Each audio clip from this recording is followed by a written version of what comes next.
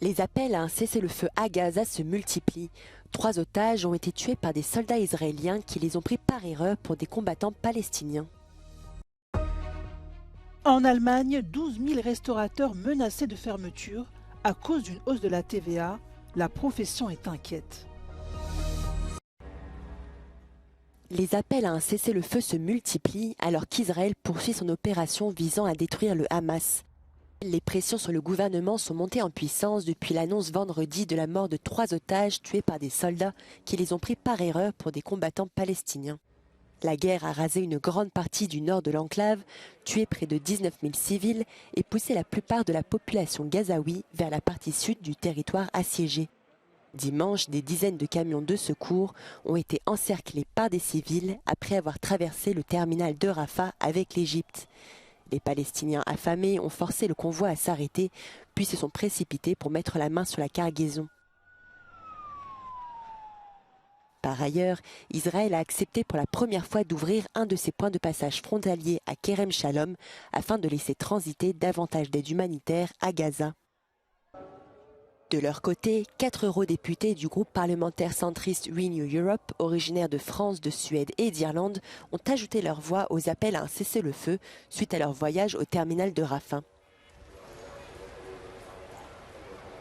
Il y a une volonté quasi générale d'obtenir ce cessez-le-feu au profit des populations civiles de Gaza d'un côté, mais également pour trouver une solution pour les otages qui sont entre les mains du Hamas. Le secrétaire américain à la défense Lloyd Austin est actuellement en visite au Moyen-Orient. Tout en soulignant son engagement à soutenir le droit d'Israël à se défendre, Washington appelle également le gouvernement israélien à prendre des mesures pour protéger les civils à Gaza. Un homme a été tué lors d'une attaque russe à Odessa dans la nuit de dimanche à lundi. Mais les dégâts sont également matériels. Selon le gouverneur régional de cette ville portuaire, les débris d'un drone abattu seraient tombés sur une maison, déclenchant un incendie. 3 bâtiments résidentiels et un entrepôt d'équipements sportifs auraient aussi été détruits. Depuis quelques semaines, Moscou et Kiev ont intensifié leurs attaques de drones.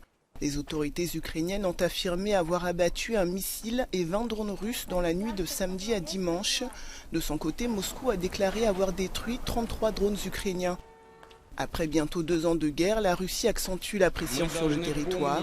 Lors du congrès de son parti politique, Vladimir Poutine, candidat à la prochaine présidentielle de mars, a promis de faire de la Russie une puissance souveraine et autosuffisante face à l'Occident. En Pologne, un rassemblement a eu lieu dans la capitale pour réclamer la libération des prisonniers de guerre ukrainiens, une manifestation coordonnée par des résidents ukrainiens de Varsovie et d'autres villes de Pologne, avec le soutien d'activistes locaux. Le Premier ministre polonais Donald Tusk s'est engagé à redoubler d'efforts pour apporter une aide accrue à l'Ukraine, considérée comme une priorité pour son nouveau gouvernement. Dublin veut freiner l'afflux migratoire. Plus de 100 000 réfugiés ukrainiens sont arrivés en Irlande depuis le début de l'invasion russe en février 2022. Le gouvernement prévoit donc de réduire ses prestations sociales. L'ancien Premier ministre irlandais Michael Martin rejetait toute tension en juillet dernier. My experience of people across the length and breadth of this country is of a great warmth, and communities are working with the Ukrainian community to make them feel welcome. Le gouvernement irlandais va maintenant réduire ses prestations sociales de 220 à seulement 38,80 € par semaine. La mesure est destinée à décourager les réfugiés de venir en Irlande.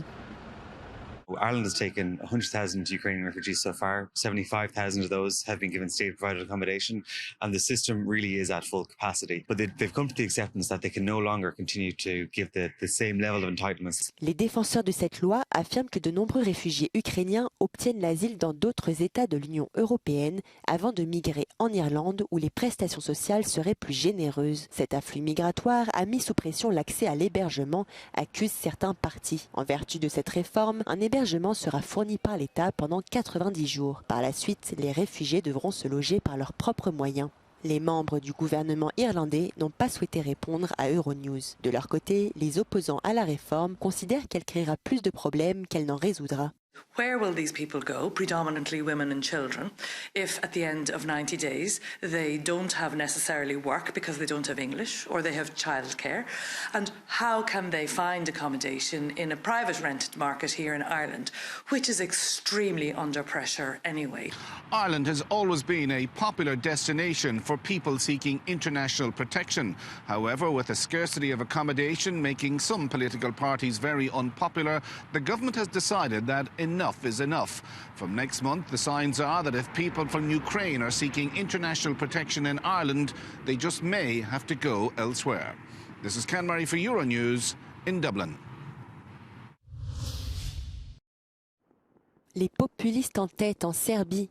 Le président serbe Aleksandar Vučić a revendiqué dimanche soir la victoire de son parti aux élections législatives. Un bras de fer a eu lieu entre le SNS, le parti au pouvoir de droite nationaliste, et le SPN, la coalition centriste Serbie contre la violence. Le SNS d'Aleksandar Vučić devrait sortir renforcé avec au moins 127 sièges sur les 250 que compte le Parlement.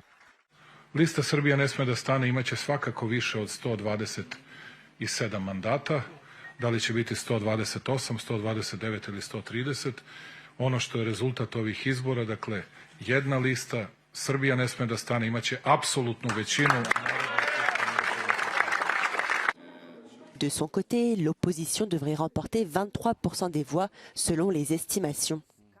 La liste du SPN a d'ores et déjà dénoncé des irrégularités, notamment des achats de voix, des fausses signatures et des électeurs fantômes à Belgrade. Une équipe d'observateurs a également affirmé avoir été attaquée dans le nord-est du pays. Les élections étaient suivies par plus de 5500 auditeurs, serbes et étrangers, un chiffre jamais vu en Serbie. Les résultats officiels ne sont pas attendus avant lundi soir.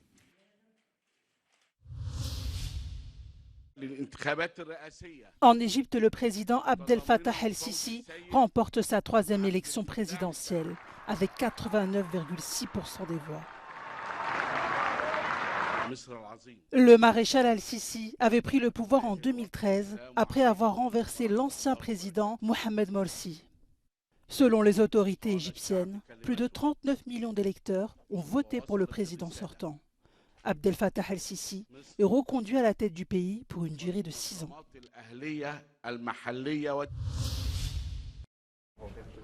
L'événement est digne des retentissants procès anti-mafia en Italie. 125 prévenus, dont 47 placés en détention préventive, comparaissent depuis ce lundi devant le tribunal correctionnel de Bruxelles. Ils doivent répondre de trafic de stupéfiants, de trafic d'armes, de tentatives d'extorsion ou encore de détention arbitraire et séquestration. Ce méga-procès inédit en Belgique dans la lutte contre le narcotrafic devrait durer 5 mois.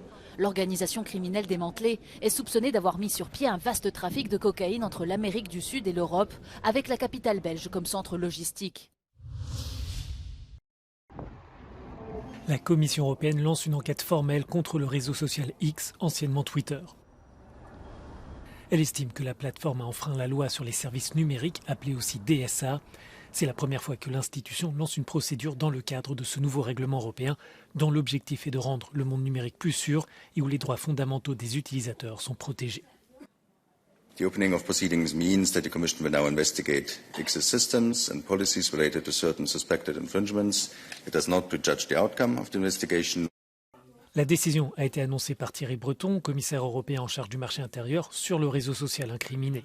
L'enquête doit déterminer si X a manqué à ses obligations pour lutter contre la diffusion de contenus illégaux et si les mesures pour combattre les manipulations de l'information sont efficaces.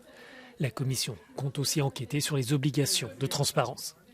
L'institution européenne a déjà demandé au propriétaire de X, Elon Musk, de renforcer ses moyens pour empêcher les discours de haine, les contenus à caractère terroriste et les fausses informations sur le réseau social, en particulier depuis le début de la guerre entre Israël et le Hamas. Le Royaume-Uni a annoncé qu'il introduirait d'ici à 2027 une nouvelle taxe carbone sur les biens importés à forte densité carbone dans la foulée d'un mécanisme similaire prévu dans l'Union européenne. Cette taxe concernera notamment les secteurs du fer, de l'acier, des engrais, de l'hydrogène, du verre et du ciment.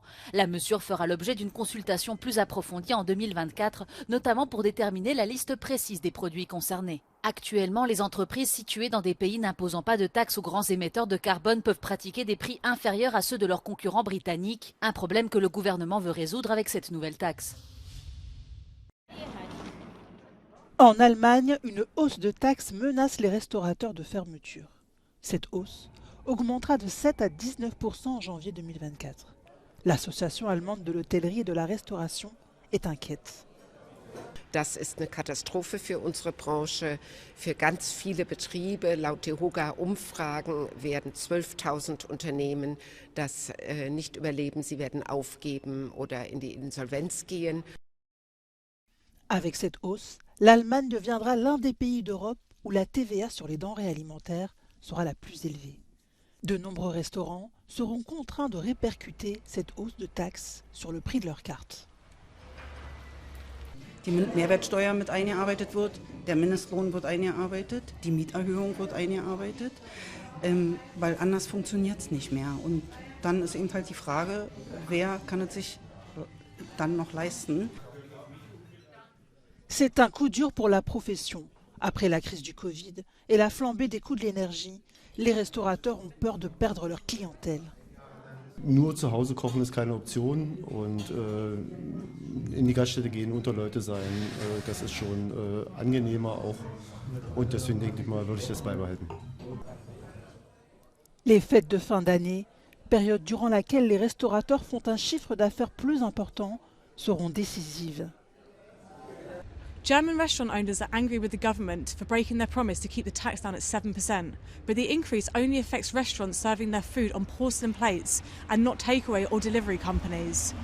The question remains, in the new year, will people continue to eat out, or will they see it as a luxury they can no longer afford? Liv Stroud in Berlin for Euronews.